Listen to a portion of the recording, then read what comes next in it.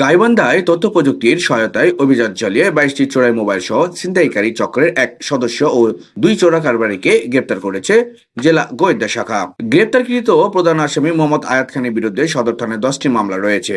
তার দেওয়া তথ্যের ভিত্তিতে শহরের একটি দোকান থেকে এইসব মোবাইল উদ্ধার করা হয়। পুলিশ সুপার মোহাম্মদ জসিমউদ্দিনের নির্দেশনায় গত 23শে জুলাই দুপুরে ইসলামিয়া উচ্চ বিদ্যালয়ের মোড় থেকে আয়াতকে গ্রেপ্তার করে পুলিশ। মূলত গত 22 জুলাই সদর থানায় দায়ের করা একটি ছিনতাই মামলার প্রেক্ষিতে এই বিশেষ অভিযান পরিচালিত হয়। পরে আয়াতের স্বীকারোক্তি অনুযায়ী ফিরোজা মার্চেন্ট প্লাজার আরিয়ান টেলিকম নামের একটি পুরাতন মোবাইলের দোকান অভিযান চালানো হয়। চোরাই মোবাইল বেচাকেনায় জড়িত থাকার অপরাধে ওই দিন দুপুরেই দোকানের যৌথ মালিক মোহাম্মদ মাসুম ও মোহাম্মদ রানাকে গ্রেপ্তার করা হয়।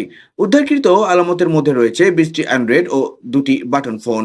পরবর্তীতে অতিরিক্ত পুলিশ সুপার মোহাম্মদ শরীফ আল রাজীব, অতিরিক্ত পুলিশ সুপার শেখ মোত্তাজুল ইসলাম এবং ডিবিওসি মোহাম্মদ আব্দুল মুত্তালিব সরকারের উপস্থিতিতে এক প্রেস ব্রিফিংয়ে এইসব তথ্য নিশ্চিত করা হয়।